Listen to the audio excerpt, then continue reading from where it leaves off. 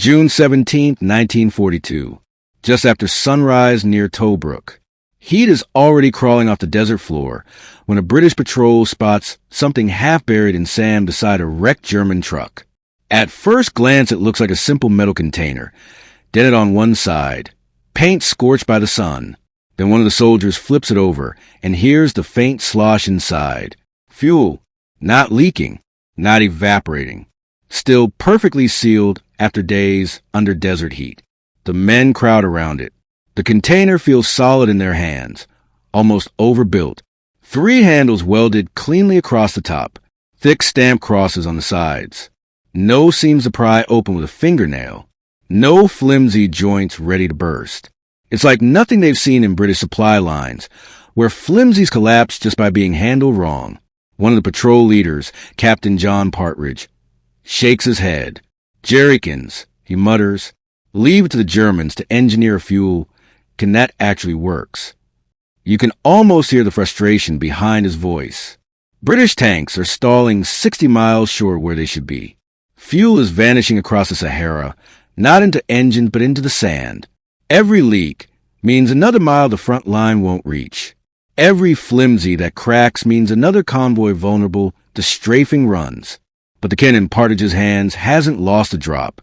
As the sun climbs higher, the soldiers load their find into the back of a Bedford truck. They don't know it yet, but this one discovery will trigger a chain of events that reaches all the way into American factories. It will force Allied engineers to rethink their entire fuel system, and it will expose a single invisible detail the Germans got right and the Americans didn't. Hours later, when a patrol delivers a can to a British engineering unit, a mechanic runs a finger along the welds and raises his eyebrows. Whoever made this, he says, knew what they were doing. Then he notices something else. A faint indentation near the base. Subtle, almost decorative. But it isn't decoration. It's function. And it's the first clue to why this German invention is about to reshape Allied logistics. The Americans will copy almost everything. The shape, the size, the triple handles, the stamped X pattern, almost everything. But not this be why the time to capture can reach as a U.S. Army liaison office in Cairo. The desert dust has settled into every crease of its red oxide paint. An American officer, Major Paul Place, stands over it with cigarette between his fingers, waiting for the British engineers to finish their demonstration. One of them twists the cap. There's a hiss. A tight, controlled release of pressure. Not a spill. Not even a dribble. Place leans in. Do that again.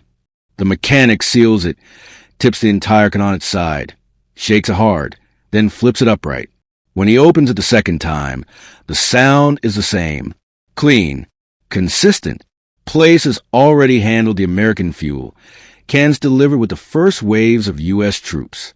They're crude. The paint flakes off. The seams sweat fuel under heat. The caps strip easily. And after a few miles on desert tracks, half of them deform like crushed cardboard. But this German can? It behaves like a pressure vessel. He picks it up and turns it slowly in his hands. The weight distribution feels deliberate. The metal flexes just enough under his grip to absorb impact, then springs back. The pressed X pattern stiffens the walls without adding mass. The 3 handles allow 1 man to carry 2 cans, or 2 men to create a human chain for rapid unloading. Efficient, elegant, field ready. Still, something puzzles him. He runs his thumb over a narrow recessed groove running around the midsection. It's shallow, almost cosmetic, but the British insist it matters. When he asks why, the engineer taps the steel lightly. Expansion, he says. This groove isn't decoration. It absorbs the internal pressure. When the fuel heats up, the can swells outward here first, not at the seams. That's why it doesn't rupture. Place nods slowly. The genius isn't flashy. It's subtle. It's hidden inside the way the metal deforms when stressed. And now he sees the strategic weight of this discovery. Every functioning German Jerrycan helps a Panzer division stay mobile. Every broken Allied container bleeds precious fuel across the sand. Lose enough fuel, and you lose the desert. Yet even as he drafts his initial report and prepares to ship the can back to Washington for analysis, he knows something uncomfortable. American manufacturers aren't going to like this. The German Jerrycan requires deeper stamping dies, stronger steel, tighter tolerances, and welding equipment that many U.S. plants don't currently use. Copying it exactly will slow production. Modifying it will create problems. And someone, somewhere, will have to decide which risk is worse. As Major Play seals the crate, he can't shake the feeling that the decision won't go the way it should. And he's right. The Americans will copy the shape, but ignore the invisible detail that makes the whole thing work. Autumn 1942. Aberdeen Proving Ground, Maryland. The wind lashes across the test field as a group of U.S. Army Ordnance officers gather around a table stacked with prototypes.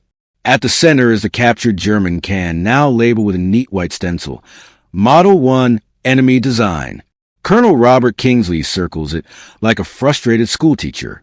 He taps the metal, examines the welds, then sets it aside and lifts one of the American-made copies. Visually, it's almost identical. Same height, same shape, same triple handle layout. But the moment he lifts it, the difference is obvious. The steel flexes too much. The seams feel rough. The lid requires force just to pry open. The British liaison observing the test calls it good effort, which is a polite way of saying it isn't even close. Kingsley looks at the civilian engineers who built the prototypes. Why does this one leak under heat? The oldest engineer, a man from a Midwest stamping plant, wipes his glasses.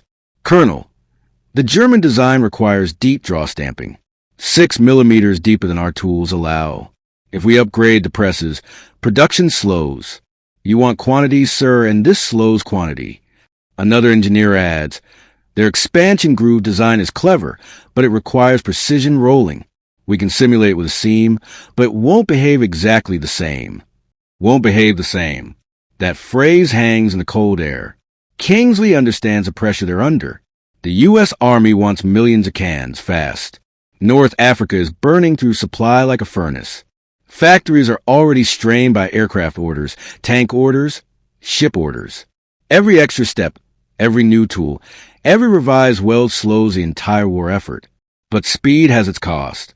They test a batch of American prototypes by filling them with gasoline and leaving them under heat lamps. After 2 hours, the seams glisten. After 4 hours, droplets form.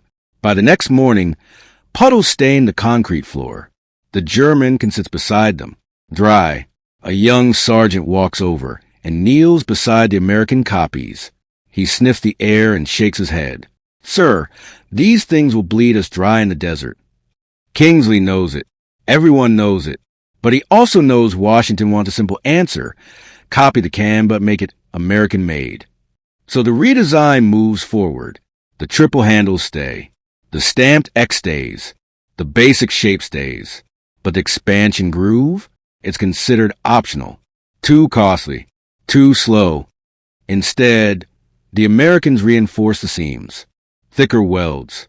Heavier joints. Stiffer lid. They try to brute force what the Germans solve with control flexibility. And flexibility can't be cheated.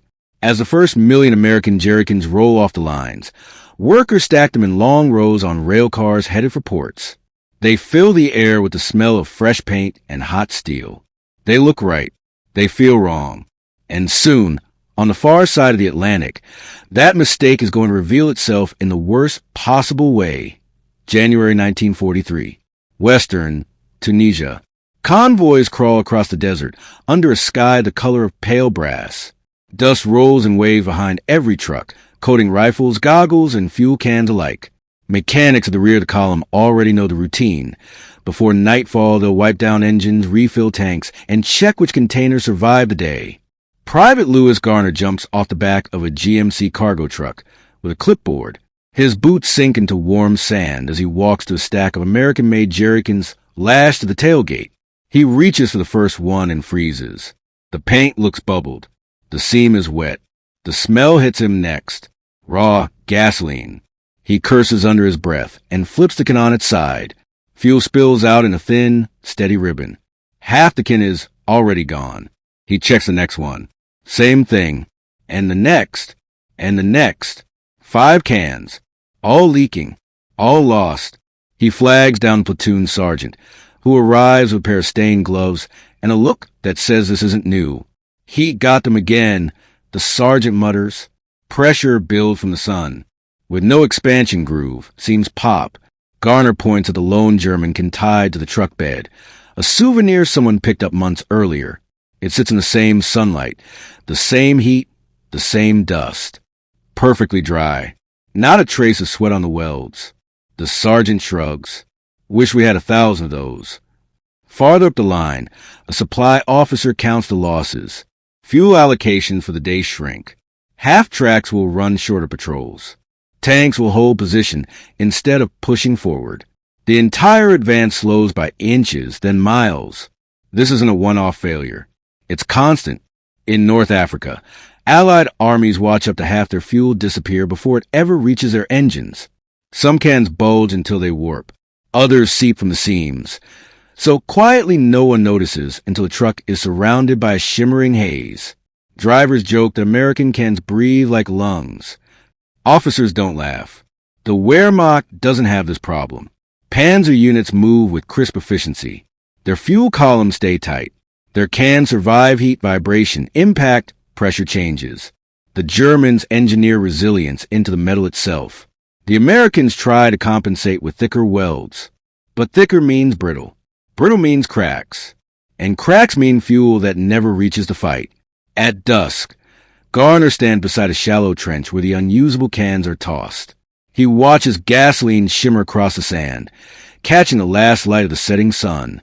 The wastage stings him more than the smell. He thinks of the Jerrycan again. One small groove that controls pressure. One detail American factories skipped. One mistake multiplied by millions. He doesn't know it yet, but the next phase of the war, Sicily, Italy, Normandy, will magnify this problem until the army is forced to confront it head-on. And when they do, they'll uncover something even worse hiding in plain sight. July 1943.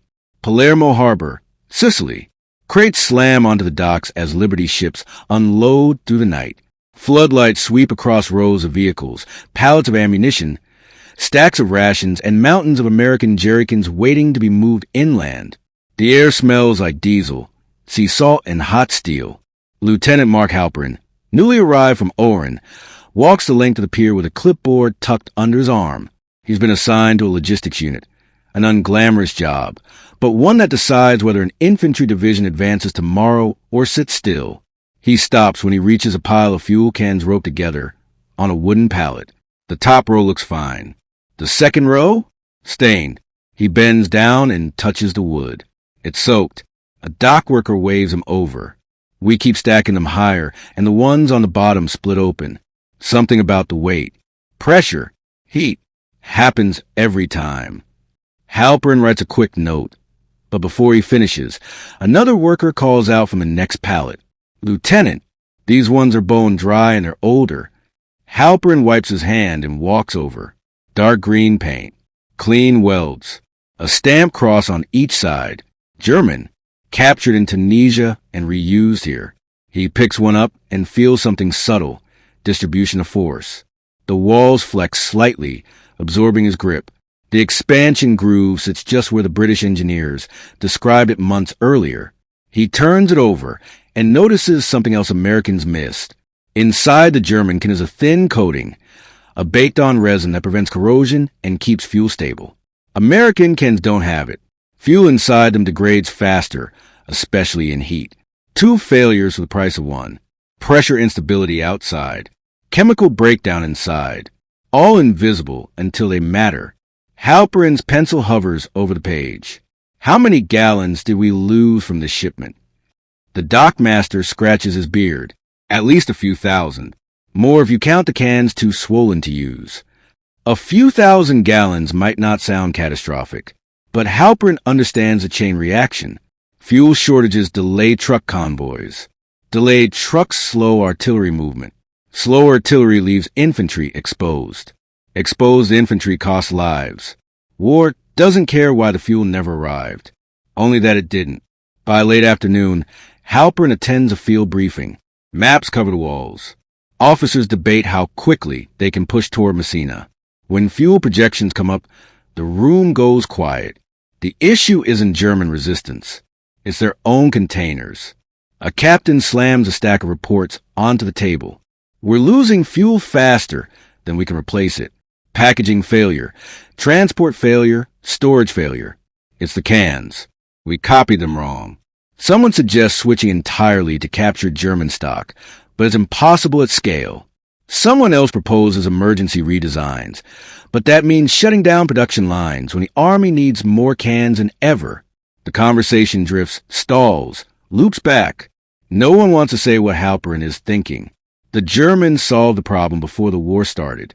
The Allies, with more factories and more resources, stumbled over the same problem again and again.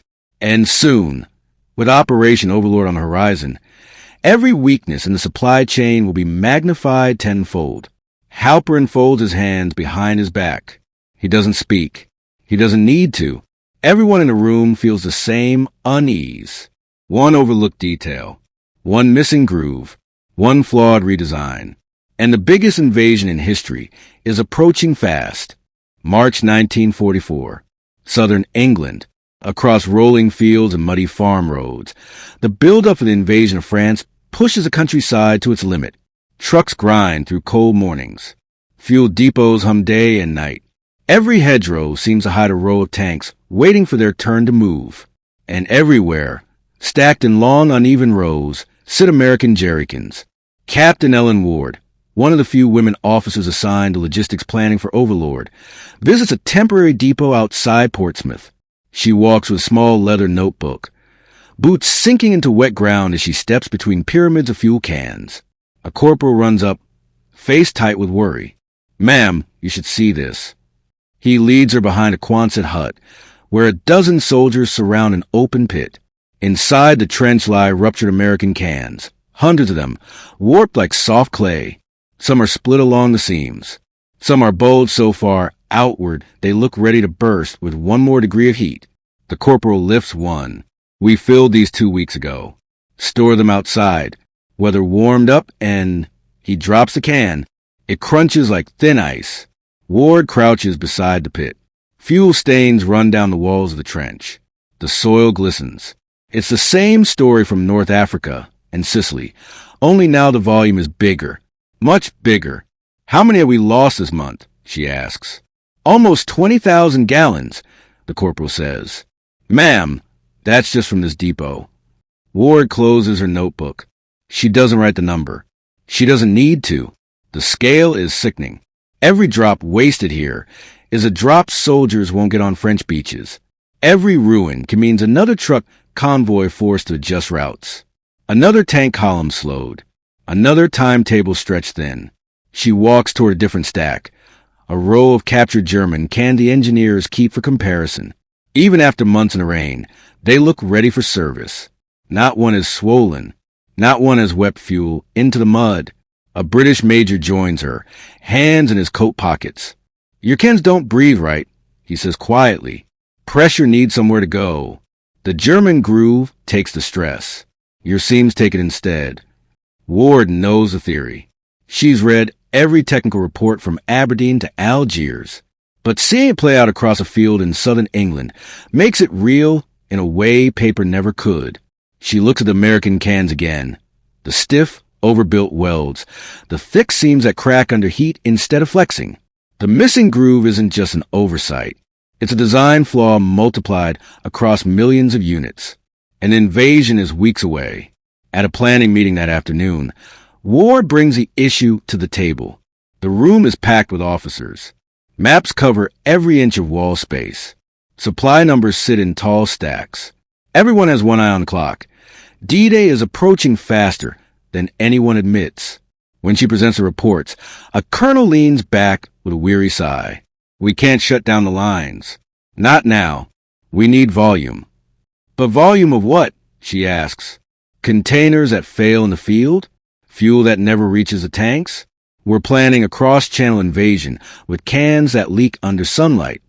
The colonel replies, "We've survived this long. We'll endure this too." The words land flat. No one believes them. Ward gathers her papers and steps outside. The wind is cold.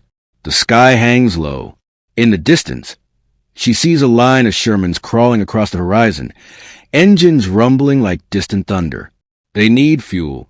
They'll need mountains of it on the beaches of Normandy, and the containers built to carry that fuel are cracking under spring weather. She looks back at the depot full of swollen cans and feels a knot tighten in her chest. Something has to change, and it has to change now, because once the landings begin, there won't be time to fix anything. Late April 1944. London. In a cramped room deep inside the War Office, a small group of American and British engineers sit around a scarred wooden table. Folders are stacked high. Ashtrays overflow. The air smells like burnt coffee and cigarette smoke. No one here has slept well in weeks. Major Paul Place, the same officer who first handled the Jerrycan in Cairo, steps into the room with a battered briefcase. He looks older now, worn by months of watching the same preventable mistake play out across 3 different theaters. He sets the case on the table and opens it. Inside are 2 cans. One German, one American. Both are dented, scorched, scraped by war. But when Place tilts them forward, only one leaves a trail of fuel inside, it seems. He doesn't give a speech. He doesn't raise his voice. He only pushes the American can toward the center of the table and says, "If we go into France with this, we're gambling the entire invasion." A British colonel rubs his temples. "We told your ordnance board this in 42. Place nods. "And I told them, but we were in a rush. Everyone was in a rush." Production volume became the only metric anyone cared about. A young American analyst leans forward. "Sir, we can't remake millions of cans before June." Place taps the German can. "We don't need to remake them. We need to reinforce the weak points and add a controlled expansion path. Even a shallow, stamped groove will help. And the lining. If we can apply even a basic anti-corrosion coating at the depots, fuel degradation will slow." The room goes quiet. Everyone knows he's right. Everyone also knows it's nearly impossible. One British engineer flips through a report and frowns. The real question is whether the leak rate is sustainable during overload. Place answers before the man finishes a sentence. "No, it isn't." He pulls another folder from his case and spreads out field logs from Tunisia, Sicily, and southern England. Handwritten notes, loss estimates, photographs of swollen cans stacked in pits like metallic corpses. Then he reads a single line from one of Ward's reports. It hits harder than anything else. "Our fuel system is not failing from sabotage or enemy action. It is failing from its own container." A heavy silence settles over the room. Finally, a British colonel clears his throat. "What do you propose?" And here it is, the moment that decides everything. Place lays out 3 steps. Emergency field stamping teams at the depots to create a shallow groove on existing American cans. Heat-resistant lining applied with portable sprayers inside, cans scheduled for frontline delivery. Priority use of German cans or armored units expected to push deepest inland after D-Day. It's messy. It's rushed. It's far from perfect. But it's possible. A senior American officer, gray hair slicked back, looks around the room. "If we do this, we need approval today." A lieutenant at the end of the table whispers, "Will Washington sign off?" Place answers quietly, almost to himself. "They will if they understand the stakes." A messenger is called. The proposals are bundled. Signatures begin to gather like falling dominoes. Fast, tense, unavoidable. Within hours, orders spread across England. Modify every can that can be modified. Line every can that can be lined. Is it enough? No one knows. But they do know one thing. If they don't act now, the beaches of Normandy won't just run short of fuel. They'll choke on the consequences of a mistake made years earlier. Place leaves the room last. As he steps outside into the cool April night, he glances at the sky. Low clouds drifting east over the channel. The invasion is coming, and the cans may finally be ready to survive it. June 6, 1944. Normandy coast. Just after dawn, the first waves have already hit the beaches. Smoke drifts across the water. Landing craft slam through rough surf as officers shout to keep men moving. Every minute feels stretched thin. Farther offshore, A line of supply vessels waits for their turn. On the deck of one of them, Lieutenant Ellen Ward braces herself against the rail as another swell lifts the ship. She watches the shoreline flash between curtains of smoke and flying sand. Behind her, stacked in tight metal rows, sit thousands of modified American Jerrycans. Stamped grooves, fresh linings, every one finished in haste. A crew chief steps beside her. "Ma'am, we're almost ready to start offloading." Ward nods, though her stomach feels tight. The last few weeks were a blur. Stamping teams working under floodlights, paint crews spraying resin into cans while rain hammered the tarps overhead, engineers checking welds, rechecking them, and praying it was enough. She walks down the deck and checks the stacks herself. Men pull cans from the piles, shake them, test the lids, load them onto waiting craft. She listens to the sound she's learned to dread, the quiet drip of a seam giving way. She hears nothing. By mid-morning, the first supply craft pushes toward Omaha Beach.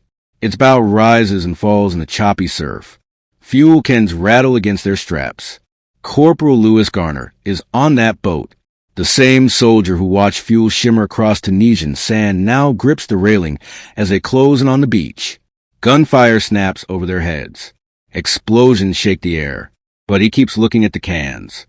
No leaks, no bulges, no sweating seams. When they hit the sand, Garner jumps off and helps drag the first stack toward the seawall. Engineers open a can, pour fuel into a waiting jeep, and fire it up. The engine growls to life on the first try. That sound hits Garner harder than the gunfire. A few yards away, a technical sergeant calls out, "Keep it moving." Armor needs fuel up the hill. The cans hold. Through shell bursts. Through heat. Through crushing weight. By noon, Shermans are pushing inland, engine steady, none running dry. Lieutenant Ward stands on the beach beside a medic station, clipboard tucked under her arm, watching the flow of fuel like a lifeline stretched across the sand. Later that evening, she walks past a row of empty cans discarded by engineers. She picks one up. The new groove is shallow, uneven, stamped by tired hands working under impossible deadlines. But it held. She sets it down gently and walks toward the next batch arriving from ships. The supply lines are forming, stretching from the water's edge to the hedgerows beyond. For the first time in months, she feels something close to relief. Yet even now, in the middle of the chaos and victory and terror of D-Day, she knows the story isn't over, because the war won't stay on the beaches. It's about to spread across France, into towns and fields and forests where supply lines stretch thin and every flaw becomes a threat again. Later, as Ward looks inland, the horizon glows faint orange from fires burning miles away. It's a reminder that the hardest miles are still ahead. And somewhere out there, the limits of the American redesign will be tested one last time. August 1944. Near Argentan, France. The fields tremble under the steady roar of engines. A column of American armor pushes east, dust spiraling behind them as they race to close the Falaise pocket. Every hour counts.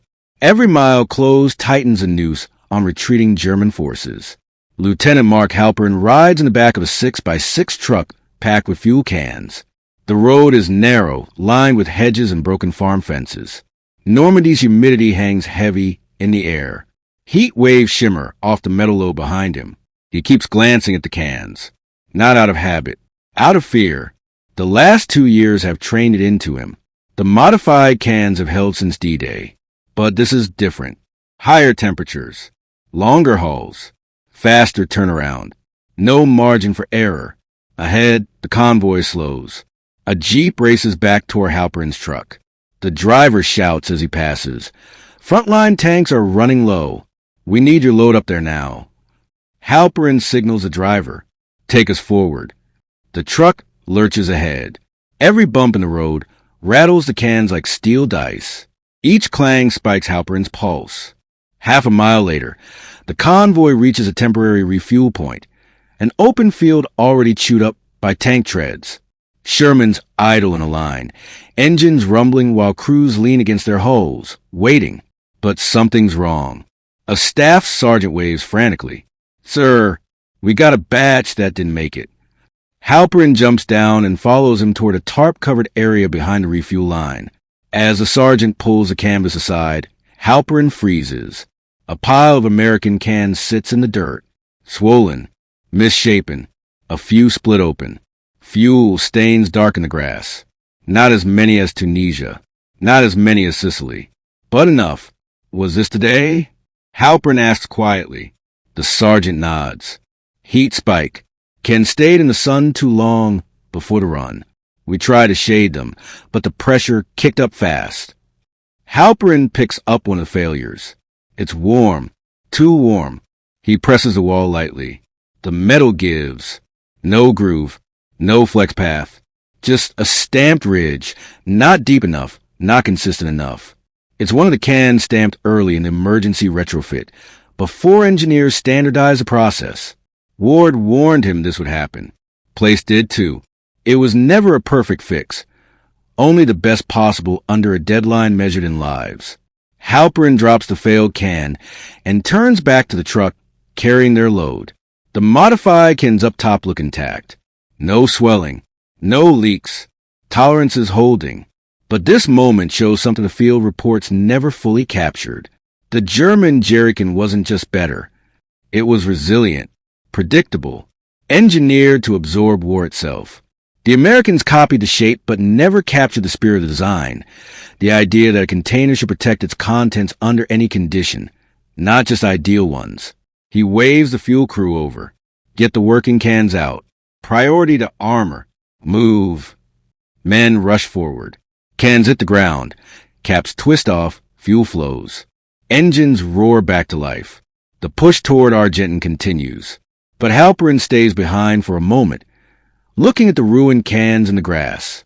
This is the cost of shortcuts. Invisible mistakes that only show themselves when the stakes are highest. As he turns to leave, a thought settles in his mind with uncomfortable clarity.